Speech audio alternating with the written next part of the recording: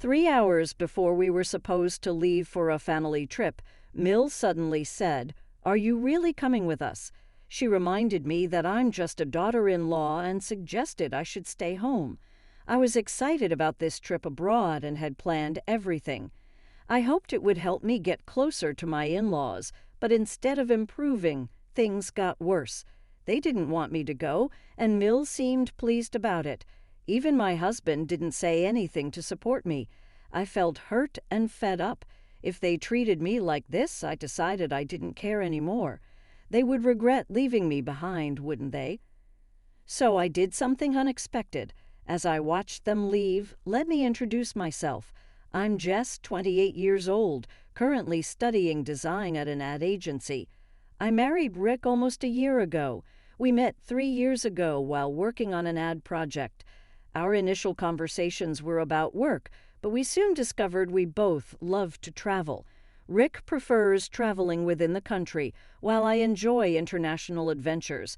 We bonded over our dream trips and shared photos of places we wanted to visit. Our connection deepened over time, and Rick proposed to me after 2 years of dating. Although we haven't had our honeymoon yet, Rick often says, "I want our first overseas trip to be our honeymoon. Have you ever been abroad?" I asked him once. "No, I'd always worry about not being able to communicate well," he replied. "Don't worry. With smartphones and basic English, we'll manage," I reassured him. Really? I'm not completely fluent in English either, but I still really want to travel abroad. Seeing the landscapes I've only seen on TV or in books up close is incredibly powerful, I said to my husband. "Yeah, you're right," he replied happily. "Japan has so many charming places and must-see attractions, but I'm drawn to traveling overseas. Every time I travel abroad, I'm amazed by the scale of everything. Experiencing those magnificent views up close, which you can't fully grasp just by staying in Japan, is the real thrill of international travel. Until now, I mostly traveled with friends or by myself. Now I can go on overseas trips with my beloved husband, and it's so joyful to share those experiences together. However, I didn't realize there was a side to my kind husband that I hadn't seen before I noticed it about 2 months after we got married. As part of our marriage, we decided to rent an apartment halfway between our workplaces. Even though his company wasn't doing well and his salary wasn't high, he still had some income. Yet just 2 months into our marriage, he surprised me with a request. "Hey Sally, it's about the rent. Could you cover mine for a while?" "Huh, why?" I asked. My salary was cut. I tried asking my parents for money, but they said to ask my wife after marriage. I had to pry. "But is your pay that low?" I asked, surprised. My husband nodded quietly. He had always been smiling, but seeing him like this, I couldn't bring myself to ask more questions. I never expected something like this just 2 months into our marriage. I felt disheartened. I should have made sure to understand each other's salaries before getting married. I couldn't ask him to take on extra work, especially with his already long hours. I simply said, "Got it," and decided to cover the rent completely starting that month. But that wasn't the only issue. The frequent visits from my in-laws to our new home became a major problem.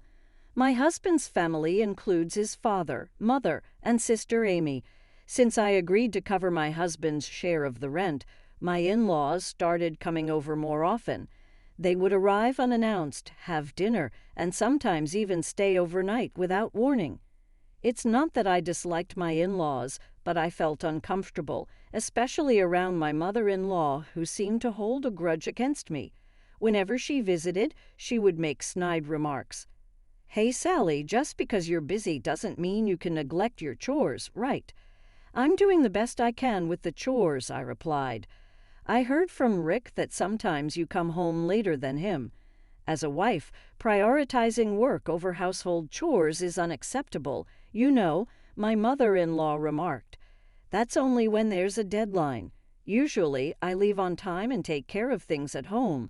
I defended myself, always getting defensive. "I bet work is more important to you than Rick, huh?"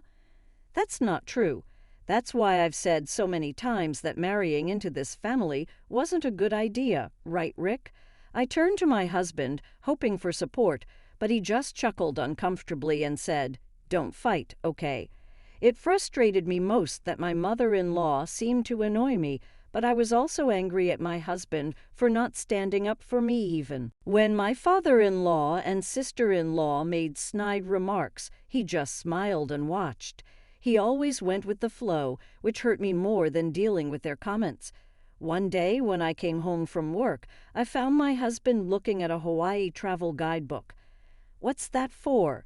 I asked, curious about the sudden interest in travel. As I asked, he lit up with excitement and eagerly began to speak.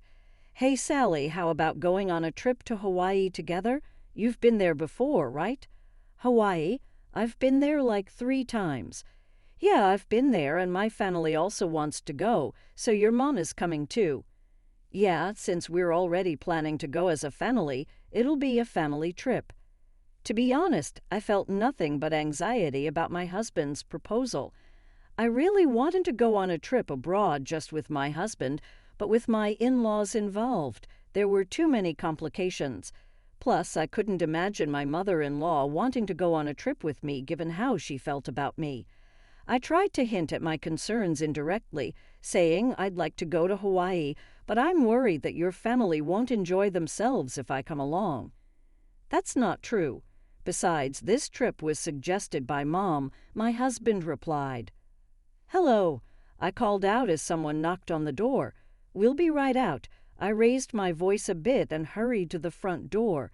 When I opened it, there stood my mother-in-law. "Hello, Sally, are you going out today?" she asked. We're actually heading out on a trip right now.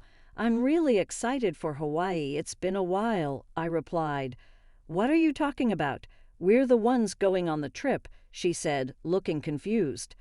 I was momentarily taken aback by her statement. Just then, my husband rushed over from inside the house, saying, sorry, and apologized for being late. Seeing him, my mother-in-law smiled broadly and said, "Rick, you're so late. I've been waiting outside." "Sorry, Mom, my hair wasn't cooperating," he explained. "You could have fixed that later. Come on, let's go already. Dad and Amy are waiting." "Go on, hurry," she urged. "Mom, that bag looks heavy. Let me carry it for you," my husband offered. "Thank you. You're always so kind, Rick," she praised him. My husband blushed happily at her words. I felt a bit uneasy for a moment, but since it was the beginning of the trip, I didn't want to start off feeling irritated. Following them, I grabbed my carry-on and began putting on my shoes. Then my mother-in-law looked puzzled and slowly said, "Wait a minute, Sally, what are you doing?" "What do you mean? I'm putting on my shoes too. We're going on a trip together," I replied, confused. "Enjoy your trip then," she said coldly. What are you saying?" "We all going to Hawaii together, right?" I said, bewildered. I glanced at my husband, but he avoided eye contact with me. Seeing his reaction, my mother-in-law chuckled mockingly and said seriously, "You weren't actually planning to come along, were you?" Come on. Cut it out. Why would I not be coming on a family trip? But this is supposed to be a family trip, you know. I responded, you're just a daughter-in-law, so obviously you're staying home and holding down the fort. 3 hours before we were supposed to leave, just as I was about to walk out the door, my mother-in-law's unexpected remark hit me like a ton of bricks. It sent a wave of anguish through my chest, making me feel dizzy and unsteady. "Rick, what does she mean?" I asked desperately, seeking clarification from my husband. I asked my husband, but he didn't respond. Instead, he headed towards the car with my mother-in-law, leaving me feeling like I might collapse any moment. In that instant, my feelings towards my husband and my in-laws cooled rapidly. What did I expect? Maybe it was foolish to hope my mother-in-law would ever support me, but I never imagined Rick would betray me like this. It became clear he had no intention of standing by me from the start. It all felt so absurd. I decided I didn't care anymore. That's what I thought. I did love my husband, that much was true. But I realized I was in love with an idealized version of him, not the real person, a spineless puppet who couldn't stand up to his family, dancing to his mother's tune. What had I ever seen in him? If only I had seen this sooner, things might have turned out differently. But dwelling on regrets now won't change anything. I resolved to take action. Their trip was planned for a week starting today. With that knowledge, I packed my belongings into cardboard boxes and called my father to bring a car for me. As I waited for my father, my phone rang. It was my mother-in-law calling. I knew why she was calling, but I ignored it deliberately. She must have been furious. She had been calling me incessantly lately. But I stood firm in my decision. I wasn't going to answer that call. Then my husband called. He probably had a lot to say. I took a deep breath and answered, "Hello." "Sally, you picked up. It's you." My husband sounded flustered, his voice trembling slightly. I could imagine how panicked he must be, and I couldn't help but laugh. "Wrong. Your mom kept calling me nonstop too. It's a disaster. We arrived in Hawaii fine, but I don't know where to go from here. I really want to check into the accommodation, but I don't know where it is or how to get there. What should I do?" "Huh, you're asking me now? You left without knowing anything, and now you're asking me. Isn't this your responsibility? But you made the reservation, right? I thought someone in the family would have the travel plans, and no one knew anything." Typical of my spontaneous in-laws, I chuckled bitterly. He raised his voice. "Just tell me the travel schedule already." No apologies, just irresponsible words from my husband.